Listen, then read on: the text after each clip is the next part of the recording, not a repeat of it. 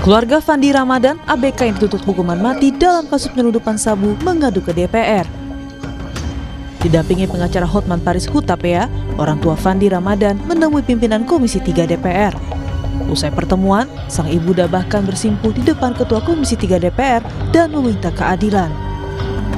Orang tua bilang, Fandi yang baru bekerja 3 hari di kapal tersebut tak tahu menahu adanya narkotika jenis sabu seberat 2 ton yang dibawa kapal. Saya selaku orang tua, saya mohon keadilan sama Bapak. Membantu saya untuk menyelesaikan masalah anak saya ini, Pak. Saya mohon, Pak. Karena saya tanya anak saya, dia tidak mengetahui barang itu, Pak. Saya tanya, jadi tahunya dari mana? Setelah penangkapan, Mak, barulah tahu. Saya itu bawahnya, itu narkoba. Jadi, apa kamu nggak bertanya? Saya tanya, waktu barang itu masuk, disuruh kapten kami mengangkat. Begitu saya angkat, saya udah nggak enak. Saya bilang sama kawan, ya kok ini barangnya, tapi kita mau bawa minyak. Kalian nggak curiga? Kenapa ini tak betul lagi? Masa kapalnya bawa ini kotak-kotak, ini tak betul lagi. Mana tahu ini isinya bom. Itu anak saya bilang, Pak. Dalam kesempatan yang sama, kuasa hukum Fandi Hotman Paris Hutapea mendampingi keluarga Fandi Ramadan meminta DPR untuk memanggil penyidik dan jaksa yang menangani perkara Fandi ABK yang dituntut hukuman mati dalam kasus penyelundupan 2 ton sabu.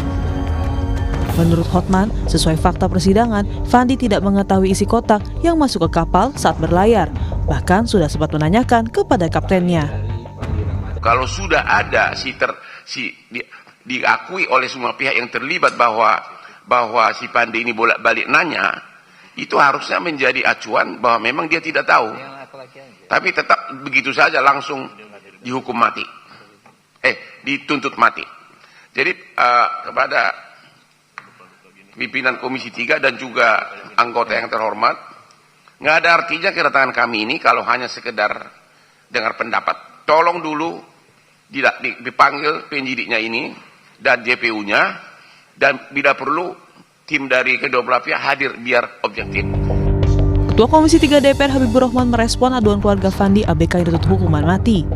Habibur Rahman mengatakan tuntutan mati terhadap Fandi janggal karena Fandi jelas bukan mastermind atau orang yang paling diuntungkan dalam penyelundupan narkotika. Dia juga menyoroti pada saat proses penyidikan, Fandi didampingi kuasa hukum yang justru disediakan penyidik. Itu ya, satu penerapan hukumnya dalam perumusan tuntutan seperti apa. Ya. Itu kan sangat janggal.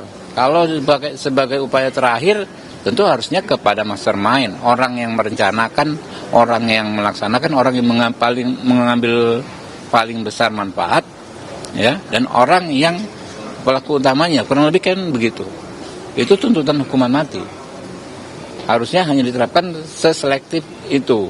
Nah itu kejanggalannya. Kemudian terbongkar tadi, ketika diperiksa katanya lawyernya dari pihak yang meriksa, itu kan. Gimana dia mau all out membela kepentingan kliennya? Sementara itu, Kapus Penkum Kejagung Anang Supriyatna menegaskan, Fandi dan juga terdakwa lain mengetahui jika barang yang mereka bawa adalah narkoba jenis sabu. Bahkan menurut Kejagung, Fandi juga telah menerima bayaran. Para terdakwa sadar dan mengetahui, termasuk yang ABK itu mengetahui bahwa barang itu adalah barang narkotika, dan itu disimpan sebagian ada di haluan kapal, sebagian lagi disembunyikan di bagian dekat mesin. Artinya menyadari dan menerima pembayaran juga yang bersangkutan. Dituntut maksimal berarti melakukan ini kan karena kejahatan itu berarti kan sudah mempertimbangkan berbagai hal, termasuk karena yang penting bagi kita negara dalam ini komitmen melindungi warga negara dari bahaya narkotika. Ini kan hampir 2 ton loh, nggak main-main. Sebelumnya, Jaksa Penuntut Umum menuntut hukuman mati terhadap 4 warga negara Indonesia dan 2 warga negara asing asal Thailand yang menjadi pelaku penyelundupan 2 ton sabu di perairan Kepulauan Riau. Salah satunya yang dituntut mati adalah Fandi Ramadan. Fandi dituntut hukuman mati dalam sidang Pengadilan Negeri Batam karena terlibat penyelundupan 2 ton sabu. Tim Liputan, Kompas TV.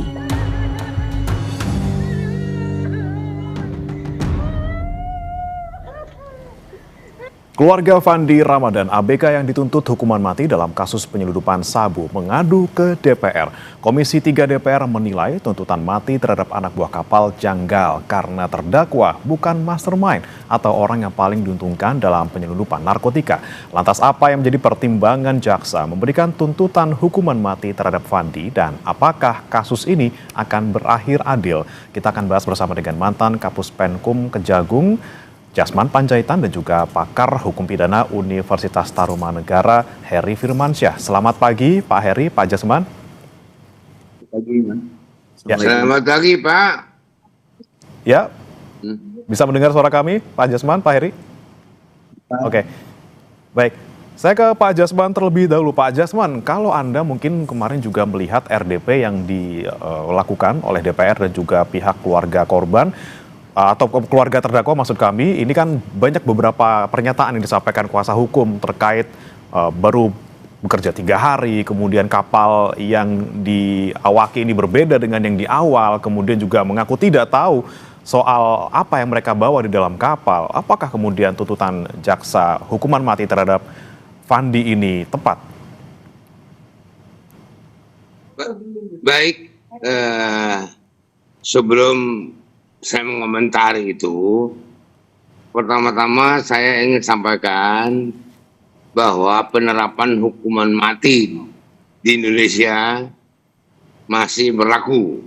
Itu dulu yang pertama. Ya.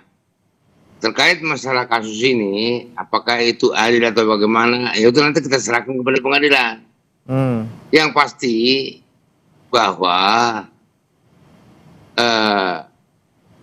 para terdakwa yang didakwa melakukan perbuatan itu telah sesuai dengan undang-undang.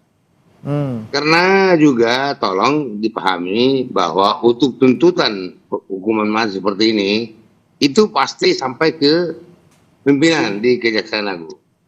Minimal Jampidum harus tahu itu. Dan saya kira ini juga biasanya sesuai dengan mekanisme yang ada di kejaksaan itu selalu melalui proses minta tuntutan pada pimpinan, dan itu perkara itu diekspos, tidak semata-mata begitu. Nah, di sini kalau ada keraguan, seharusnya kalau ada keraguan bahwa dia tidak ini, ya ini mungkin ini kan asumsi ya. Pendapat.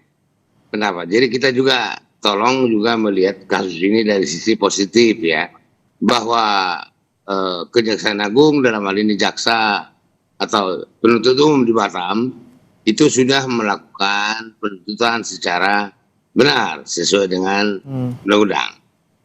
Soal penerapan hukuman mati, bahwa itu juga betul apa yang dikatakan oleh Ketua Komisi 3, bahwa itu adalah alternatif sekarang. Berdasarkan peraturan hukum acara pidana, bahwa hukuman mati bukan lagi pidana pokok di Indonesia. Jadi nggak perlu kita terlalu ya menangkap ini dengan kepala panas ya. Kita lihat aja dulu. Baik. Itu salah satu komentar saya. Komentar saya juga yang ini mengenai penuntut umum yang langsung kebakaran jenggot karena dia menuding bahwa masyarakat dan anggota DPR intervensi. Salah, itu nggak benar, itu bukan seorang public speaker yang baik itu ya. Itu memang perlu ditegur itu siapa. Tapi soal tuntutan ini saya kira sudah sesuai. Jadi kalau soal intervensi ini Pak tidak setuju Pak Jasman? Ya harusnya tidak begitu cara menjawabnya. Seorang public speaker, dan itu salah satu tugas dan tanggung jawab saya kalau ngajar di Baliklah. Saya ngajar public speaking di desa. Saya tidak pernah ajarkan seperti itu dan tidak boleh menantang begitu. Ya udah. Oke. Apa aja. Baik. Normatif aja gitu jawabannya. Gitu. Baik, kemudian Pak Jasman yang menjadi pertanyaan juga ini kan memang hukuman mati masih berlaku tapi kemudian dilakukan ataupun diterapkan secara selektif dan juga ini adalah upaya terakhir ataupun alternatif seperti itu. Nah kalau Anda melihat perjalanan kasus dari ABK ini yang kemudian akhirnya dituntut mati, melihat kemudian pengakuan dari terdakwa yang mengaku tidak tahu apa yang dibawa gitu, apakah kemudian ini tepat? Apalagi sekarang yang punya kapal ini belum tertangkap gitu pelaku utamanya. Ya, itulah mungkin yang bisa menjadi catatan kita, gitu, ya. Tapi yang penting tadi, yang pasti tadi bahwa itu penerapan hukuman mati itu seperti yang saya katakan tadi masih berlaku di Indonesia. Nah, ini yang nanti kalau misalnya itu dieksaminasi perkaranya, nah, dan saya yakin seperti tadi saya sampaikan, ini ada proses expose. Expose ini pasti expose di Kejari Batam, expose di Kejati Riau, terus di Kejati, terus expose di Kejaksaan Agung. Pasti itu. Nah, pasti itu semua dilalui. Jadi tolong kita saling percaya. Percaya. Baik. Nah, itu tuh. Baik. Jadi soal nantinya, ya, tuntutan mati itu tuh nggak gampang, Pak, nggak gampang. Ya. Oke, baik. Saya ke Pak Heri. Pak Heri, kalau Anda melihat juga perjalanan kasus dari ABK Fandi ini, kemudian kemarin juga kita dengar bersama-sama mungkin ya, RDP bersama dengan kuasa hukum keluarga korban, keluarga terdakwa. Bagaimana kemudian Anda melihat kemarin yang disampaikan oleh kuasa hukum, banyak kejanggalan-kejanggalan yang kemudian disampaikan dan menilainya ya jangan tuntutan mati dong, ini kan pelaku utamanya belum tertangkap gitu. Baik, suara saya terdengar ya? Ya, terdengar, Pak Heri. Ya, bagaimanapun kita nggak tahu fakta hukum di persidangan kemarin ya, karena tidak tersampaikan lewat media secara detail informasinya. Yang paling penting adalah dalam suatu persidangan itu adalah mengurai fakta-fakta hukumnya. Kemudian pendekatan fakta hukum itu akan dijawab lewat teori hukum misalnya, atau asas hukum yang ada. Kalau tadi ingin membantah, tentunya menggunakan asas hukum hinstaf sonder schools, misalnya tiada pidana tanpa kesalahan, karena dianggap dia tidak tahu gitu ya, barang yang dibawa itu adalah narkoba, atau bicara tentang hukum yang lain, misalnya ada teori will and advertence, teori dia berkehendak mengetahui tadi, sehingga dengan itu dia bisa dipidana.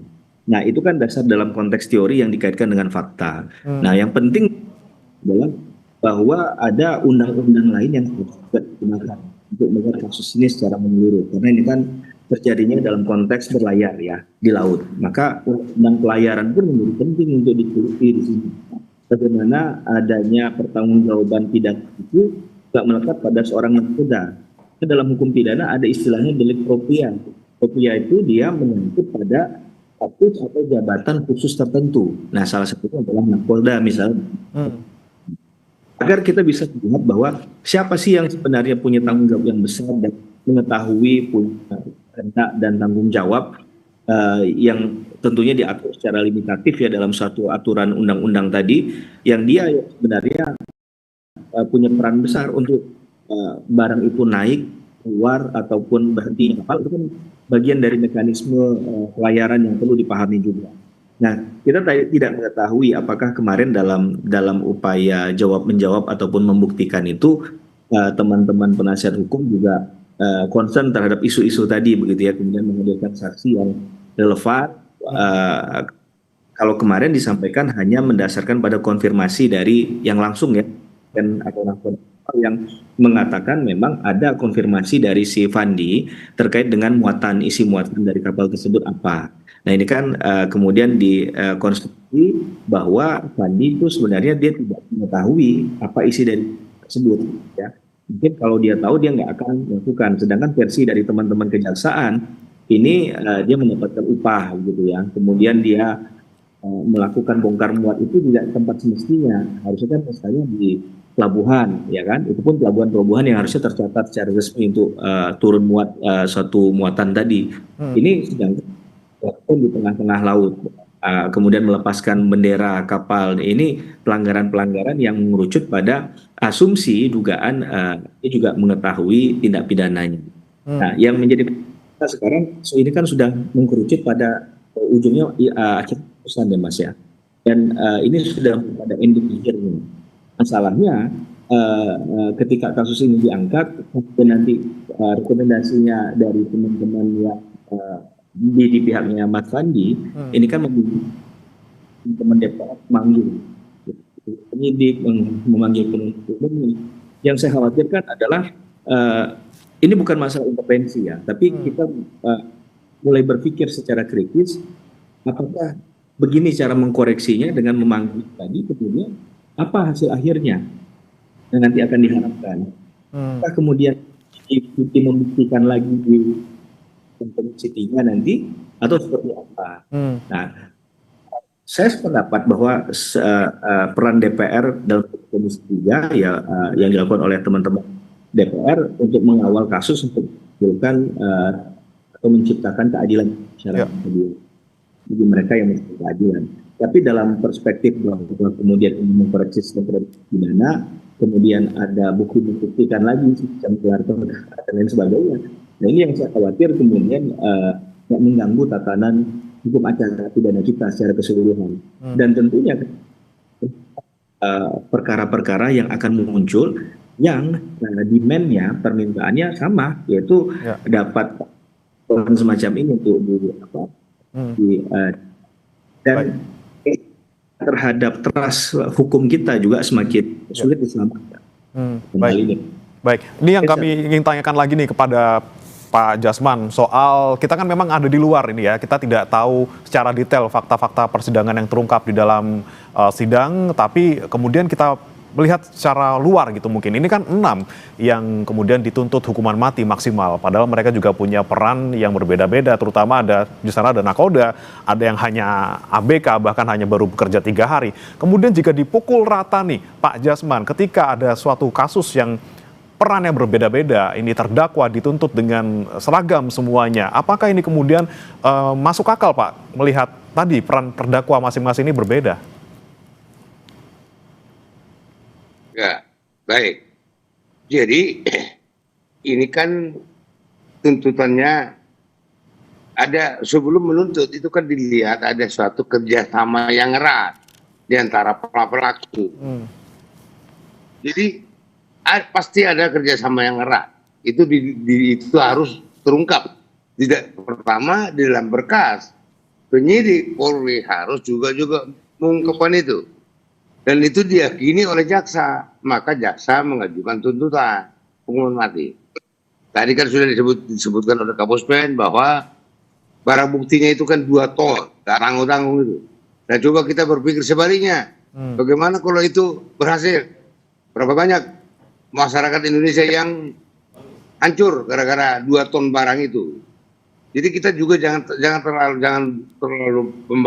terbawa perasaan karena itu tuntutan hukuman mati. Dan jangan kita terlalu hanya percaya saja ya terhadap pengakuan si tersangka, terdakwa. Jangan hanya terlalu percaya. Mari kita uji keterangan daripada terdakwa ini dengan fakta-fakta lain. Ya. Itu yang terpenting gitu. Nah, ini kemudian memang pembuktian antara dia tahu atau tidak tahu ini, Pak Jasman. Bagaimana kita bisa tahu ataupun bisa mempertimbangkan bahwa yang bersangkutan tahu, yang bersangkutan tidak tahu, sehingga tuntutannya sekian seperti itu? Nah, ya itu dari fakta-fakta perbuatan yang lain, kan gitu. Oke, kan baik. Yang melakukan itu kan ada beberapa orang. Dari fakta-fakta perbuatan yang lain itu yang saling berkaitan. Itu alasannya gitu Pak. Baik, saya kembali ke Pak Heri. Pak Heri, ini kemudian pelaku utama ataupun pemilik utamanya ini belum tertangkap gitu, yang punya kapal, sebagai orang yang ya kita bisa mungkin asumsikan, kita duga gitu ya, ini punya kaitan dengan peredaran narkoba lintas negara ini. Kemudian jika yang ada di bawahnya yang sudah tertangkap sekarang, yang sudah menjalani persidangan sampai terdakwa 6 orang, ini sudah dituntut mati seperti itu. Apakah ini kemudian juga bisa menjadi kecurigaan? Ini memutus rantai proses hukum terhadap orang-orang yang ada di atasnya seperti itu. Saya belum sampai pada keyakinan. Yang pasti poin yang penting juga adalah ini menjadi tidak tuntas ketika ada orang katakanlah dibutuhkan menyuruh gitu ya. Siapa yang menyuruh kapten tadi? Apakah seorang kapten itu punya inisiatif sendiri? Padahal kalau kita kalkulasikan secara uang itu nilainya kan gitu kan, hasil dari 2 ton sabu tadi atau 2 ton narkoba tadi, ini kan sesuatu yang mungkin dilaksanakan oleh kapten kapal. Berarti kan ada pelaku lain yang sebenarnya perannya jauh lebih besar dan itu yang mainnya.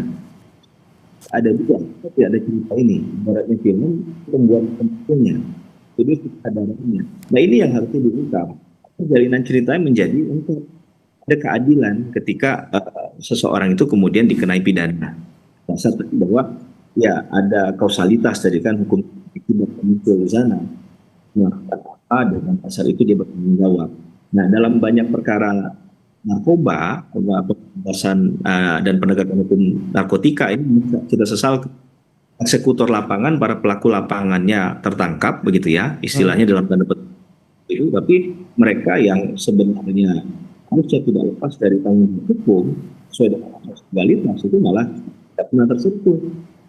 Kan kita nggak tahu orang itu benar ada namanya itu apa enggak juga kita nggak tahu. Nah, ini kan jadi sangat serius. Munculnya kasus Pandi ini memperlihatkan kepada banyak hal-hal yang perlu diperbaiki negara, khususnya di tindak pidana narkotika. Oke, baik. Oke, baik.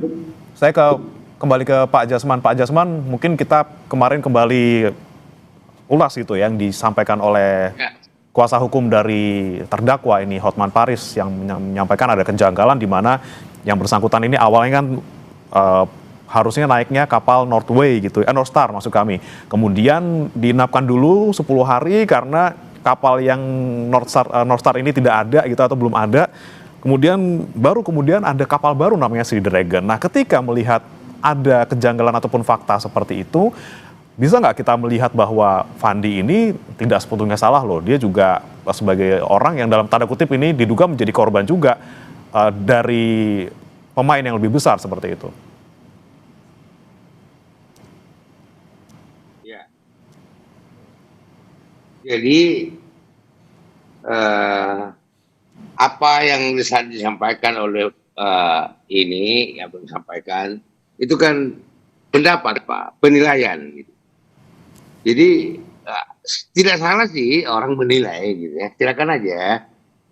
Cuma sekarang kita selaku masyarakat menilai apakah jaksa salah, kan itu jadi persoalan. Kalau saya itu apakah di sini ada jaksa yang salah? Saya katakan tidak. Kenapa? Karena itu sudah melalui prosedur.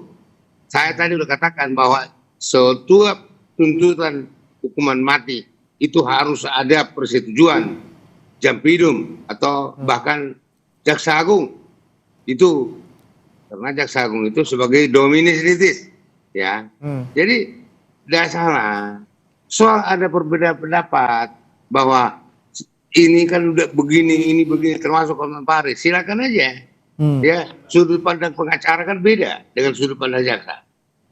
Nah, ini yang jadi kita jangan membuat gaduh penegakan hukum ini gitu loh. Oke. Itu ya silakan aja berpendapat, tapi pendapatnya itu penilaian.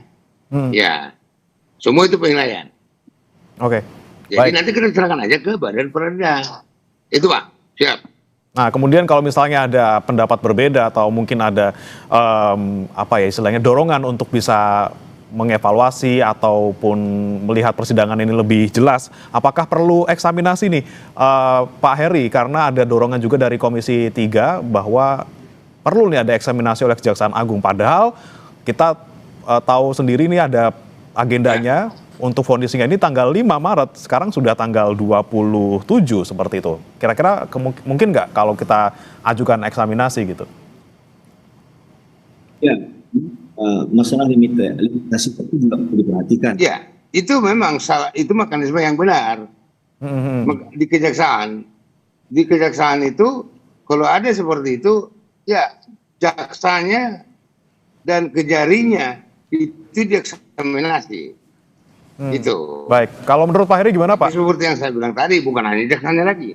Ya. Karena semua udah pada setuju itu. Baik, Pak Heri, kalau menurut Anda bagaimana soal eksaminasi yang mungkin mepet waktunya karena vonisnya nanti tanggal 5 Maret? Ya, kalau kita bersandar pada keadilan dan ingin mendapatkan nanti sah-sah saja, menurut saya nggak ada pelanggaran terhadap hal itu ya, karena nggak inti kalau orang hukum itu bicara adalah nggak dia berupa perintah nggak, dia boleh atau enggak gitu kan. Kalau boleh saja kan berarti bisa dilakukan. Tinggal bagaimana hakim nanti ya terhadap hal itu. Dan ini kan harus ada kebesaran juga dari teman-teman kejaksaan kan untuk melakukan hal. Menurut mereka melakukan prosedurnya secara tepat begitu ya, secara profesional. Kemudian ada indikasi dari katakanlah Mas Fandi ya, menyatakan bahwa dia sebenarnya tidak bersalah dalam kasus ini. Yang sayangkan ini udah mau di ujung nih. Kalau di perubahan nanti seperti apa begitu penyesuaiannya. Dan itu bisa jadi role model baik bagi banyak perkara. Dan apalagi untuk perkara-perkara tindak pidana narkotika, korupsi, terorisme misalnya, pelanggaran itu dipakai dengan cara yang aman gitu. Sehingga harus ada kehati-hatian dalam penggunaan mekanisme tadi, dan kemudian arahnya secara objektif untuk apa. Kalau memang untuk keadilan, itu memang untuk keadilan tanpa hal-hal yang lain dan bisa dipertanggungjawabkan secara hukum ya sah-sah saja, monggo-monggo saja dilakukan. Tapi ya ini hanya untuk case tertentu saja. Ke depan ketika ada yang meminta tidak diberikan. Nah, ini kan masalah nanti menurut saya. Jadi pemberian hak hukum itu harus bicara tentang konsepnya adalah equality, kesetaraan untuk semua gitu ya. Kan hanya untuk saja gitu. Oke, tentunya bagaimanapun dinamika yang terjadi di proses peradilan ABK ini, kita harapkan nanti kasusnya berakhir adil. Terima kasih Pak Jasman Panjaitan, Kapus Penkum Kejagung 2019-2010 dari Kejagung. Kemudian ada juga Pak Heri Firmansyah, pakar hukum pidana dari Universitas Tarumanegara sudah bergabung bersama kami di Sapa Indonesia Pagi. Selamat pagi. Kami akan kembali dengan informasi lainnya. Saudara, warga Desa Ketewel, Gianyar, Bali dikejutkan dengan kasus mutilasi di muara sungai Wosteben. Diduga sementara korban merupakan warga negara asing. Informasinya saat lagi.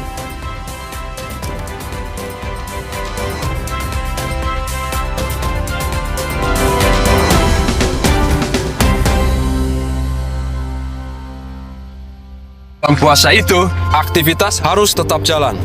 Untungnya ada Le Mineral. Le Mineral mengandung mineral alami, jaga tubuh bekerja optimal saat berpuasa. Alhamdulillah, seger. Le Mineral, penuhi kebutuhan mineral selama berpuasa. Ramadan berawal dari